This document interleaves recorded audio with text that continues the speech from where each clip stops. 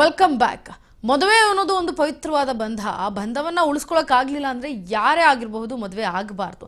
ಅಂಥದ್ರಲ್ಲಿ ಪ್ರೀತಿ ಪ್ರೇಮ ಕೂಡ ಅದು ಒಂದು ಬಂಧವೇ. ಅಂದ್ರೆ ಮದುವೆಗೆ ಇನ್ನೊಂದು ಹೆಜ್ಜೆಗೆ ಪ್ರೀತಿ ಇರಲೇಬೇಕಾಗುತ್ತೆ. ಆದರೆ ಈಗ ಇದೇ ಪ್ರೀತಿ ಪ್ರೇಮ ಮಹಾ ಮೋಸವಾಗಿದೆ. ಮದುವೆ ಅನ್ನೋದೇ ಆತ್ಮಹತ್ಯೆಗೆ ಕಾರಣವಾಗಿ ಹೋಗ್ಬಿಟ್ಟಿದೆ. ವ್ಯಾಲೆಂಟೈನ್ಸ್ ಡೇ ಹೊತ್ತಿನಲ್ಲೇ ಯುವ ಪ್ರೇಮಿಯೊಬ್ಬ ಆತ್ಮಹತ್ಯೆ ಮಾಡಿಕೊಂಡಿದ್ದಾನೆ. ಯಾರೂ ಇಲ್ಲದ ವೇಳೆ ನೇಣು ಬಿಗಿದುಕೊಂಡ ಸ್ಥಿತಿಯಲ್ಲಿ ಪತ್ತೆಯಾಗಿದ್ದಾನೆ. ಮನೆ ಡೋರ್ ಓಪನ್ ಮಾಡಿದಾಗಲೇ ಪ್ರಕರಣ ಬೆಳಕಿಗೆ ಬಂದಿರೋದು. ಮಹಾಲಕ್ಷ್ಮಿ ಲೇಔಟ್ ಠಾಣೆ ವ್ಯಾಪ್ತಿಯಲ್ಲಿ ಈ ದುರ್ಘಟನೆ ನಡೆದು ಹೋಗಿದೆ. ವಿಕ್ಟೋರಿಯಾ ಆಸ್ಪತ್ರೆಯಲ್ಲಿ ಮರಣೋತ್ತರ ಪರೀಕ್ಷೆಗೆ ಅಂತ ಶವವನ್ನು ರವಾನಿಸಲಾಗಿದೆ.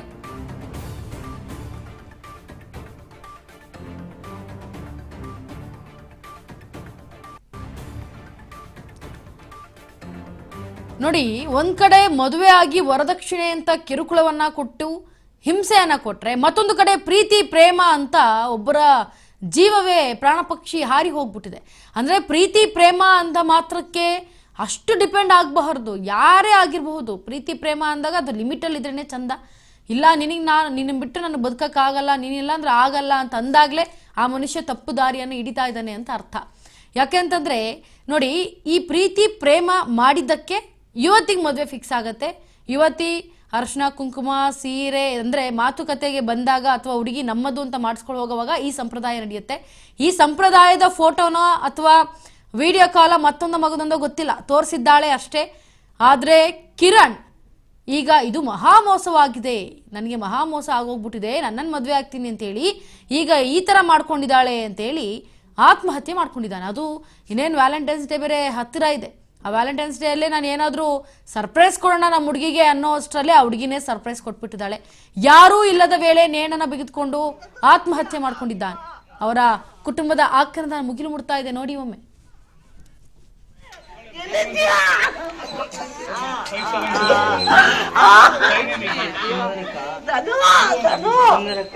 ಇಲ್ಲ, ಅವನು ಆಡಿದ ಮಾತು ಸತ್ಯ. ಅಪ್ಪ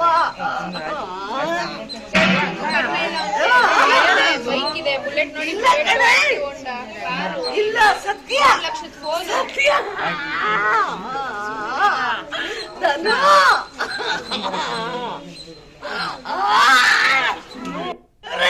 ಎಲ್ಲಿದ್ಯಾ?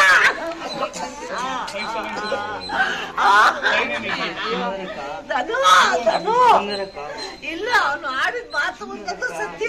ಅಪ್ಪ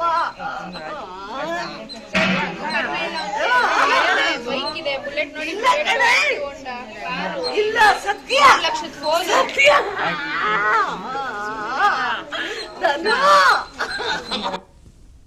ಫೋಟೋ ಇಸ್ಕೊಂಡು ನೋಡ್ರಿ ಹೆಂಗವನೆ. ಹುಡುಗ ಅಲ್ಲ,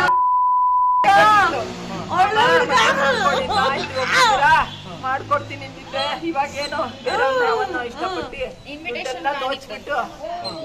ಕಾರ್ಡ್ ಏನೋ ಕೊಟ್ಲಂತೆ, ನನಗೆ ಹೇಳಿಲ್ಲ. ನನ್ನ ಮಗ ನಮ್ಮಮ್ಮ ಬೇಜಾರು ಮಾಡ್ಕೊಳ್ತಾಳೆ. ನನಗೊತ್ತು ನನ್ನ ತಮ್ಮ ಊಟ ಹೊತ್ತು ಜೀವನ ಮಾಡಿ ಮಕ್ಕಳು ಸಾಕಿ ಇವತ್ತು ಒಂದು ಹುಡುಗಿಗೋಸ್ಕರ ಇವತ್ತು ಅಪ್ಪ ಅಮ್ಮನ್ನ ಇವತ್ತು ಈ ಕೈ ನೋಡ್ಲಿಲ್ಲ ಸರ್, ಈ ಕೈ ನೋಡ್ಲಿಲ್ಲ. ನಮ್ಮನ್ನು ಬಿಟ್ಬಿಟ್ಟು ಹೋಗ್ಬಿಟ್ಟ. ಇವತ್ತು ನ್ಯಾಯ ನನಗೆ ದಯವಿಟ್ಟು ಬೇಕು. ಇಂಥ ಹೆಣ್ಮಕ್ಳು ಬೇಡ ಪ್ರಪಂಚದಲ್ಲಿ. ಮಕ್ಕಳಿಗೆ ಬಹಳ ಅನ್ಯಾಯ ಆಗ್ತದೆ. ದಯವಿಟ್ಟು ನ್ಯಾಯ ಖಂಡಿತವಾಗಿ ನ್ಯಾಯ ಕೊಡ್ತೀವಿ. ದಯವಿಟ್ಟು ಅಲ್ಲ ಮಾಡ್ಕೊಳ್ಳೋನೆ ಅಲ್ಲ, ಅವನು ದುಡ್ಡು ರೂಪಾಯಿ ಇಲ್ಲ ಅವ್ರ ಕೈಯಲ್ಲಿ. ತುಂಬಾ ಧೈರ್ಯವಂತ, ಯಾರನ್ನ ತುಂಬಾ ಧೈರ್ಯವಂತ. ಮಾಡ್ಕೊಳ್ಳೋನೆ ಅಲ್ಲ, ಏನೋ ನೀನೇನೋ ಅಪ್ಸೆಟ್ ಆಗಿದ್ದಾನೆ, ಇದ್ರಲ್ಲಿ ಮಾಡ್ಕೊಂಡ್ಬಿಟ್ಟಿದ್ದಾನೆ. ಬಟ್ ಅವಳಿಗೆ ಶಿಕ್ಷೆ ಆಗ್ಲೇಬೇಕು. ಬೇರೆ ಮನೆ ಮಕ್ಕಳು ಇರ್ತಾರೆ, ಗಂಡ್ ಮಕ್ಳು ಸಾಕಿರ್ತಾರೆ, ಅವ್ರಿಗೆ ಈ ತರ ನೆಕ್ಸ್ಟ್ ಟೈಮ್ ಆಗ್ಬಾರ್ದು. ಡೆತ್ ನೋಟ್ ಬರ್ದಿದ್ದಾರೆ ದಿವ್ಯಾ ಅಮ್ಮ ಪಾರ್ವತಮ್ಮ.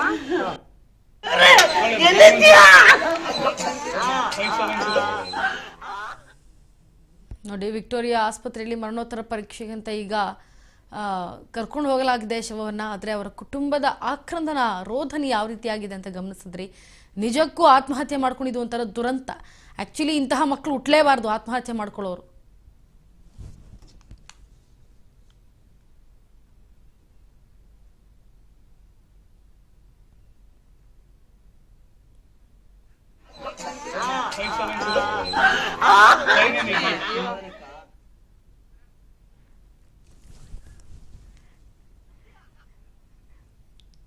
ಎಸ್, ನಿಜಕ್ಕೂ ಅವರ ಕುಟುಂಬದ ಆಕ್ರಂದನ ಯಾವ ರೀತಿಯಾಗಿ ಮುಗಿಲು ಮುಟ್ತಾ ಇದೆ ನೋಡಿ.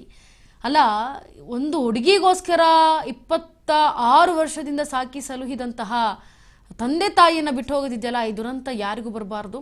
ಆದರೆ ಈ ಥರ ಸಾಯ್ತಾರೆ ಅಂತಂದರೆ ನಿಜಕ್ಕೂ ಅವರು ಈ ಭೂಮಿ ಮೇಲೆ ಬದುಕೋದಕ್ಕೆ ಅರ್ಹತೆನೇ ಇಲ್ಲ. ಅವ್ರಿಗೆ ಯೋಚನೆ ಮಾಡಬೇಕು. ಯಾವುದೇ ಒಂದಾದರೂ ಅಷ್ಟೇ ಸಿಚುವೇಶನಿಂದ ಹೇಗೆ ಹೊರಗೆ ಬರಬೇಕು ಅಂತ ಯೋಚನೆ ಮಾಡಬೇಕು. ಅದ್ರ ಬದಲಾಗಿ ಆತ್ಮಹತ್ಯೆ ಎಲ್ಲ ಕಾರಣ ಅಲ್ಲ.